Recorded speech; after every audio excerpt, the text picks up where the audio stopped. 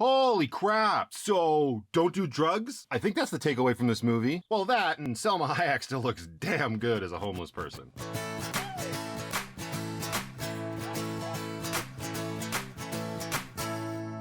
Bliss stars Owen Wilson and Selma Hayek, and there isn't a lot I can actually say about this movie outside of the blurb that's already on Amazon Prime without spoiling it. I mean, you might not care if I spoil it, but I digress. Owen Wilson's character, Greg, gets fired shortly after having his marriage fall apart, so needless to say, he's down in the dumps. And that is until he meets Isabel, a homeless woman who shows him that the world he lives in isn't what it appears to be. Think every single Matrix theory that's been floating around on the internet. What if it really is all just a simulation? Sure, it's a neat little setup. Isabel shows Greg that he can use his mind to do things he never thought possible. Stuff like move objects with a wave of his hand or light candles.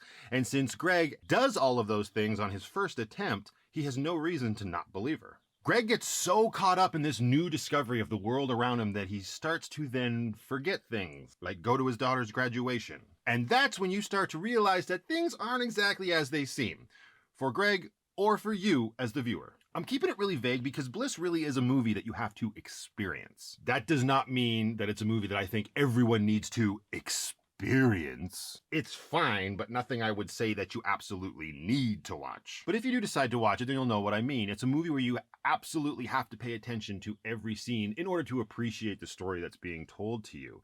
And that's the only way that you'll be able to piece things together as it goes along and as they're being revealed to you. And even by the end, you sort of have to make your own decision for what you think happened. Yeah, it's kind of one of those movies. It's got some neat special effects, especially for an Amazon original. And Owen Wilson and Selma Hayek, they do fine in their roles.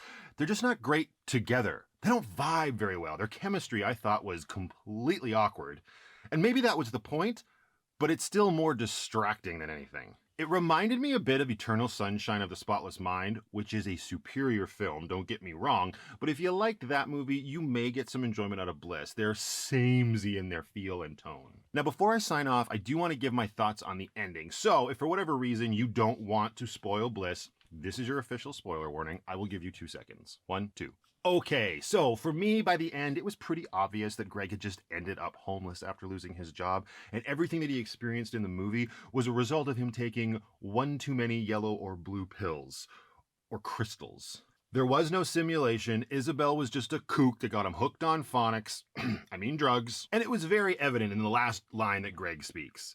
The last line he speaks before the mid-credits scene, anyway. He's sitting in the middle of the rehab support group. As far as we know, it's his first time there. Probably not. But he pulls out a picture of his daughter and he says, "This woman says she's my daughter, and I believe her." Think about that. Greg had had such surreal experiences that he didn't know what was real anymore in his head, but his heart was really trying to tell him something. That's brutal. So what about you guys? Have you had a chance to see Bliss yet? If you have, let me know what you thought about it in the comments below. Is it just a big old pile of crap, or did you find a lot more meaning in it than I did? Super curious. Let me know, and I will talk to you all in the next one.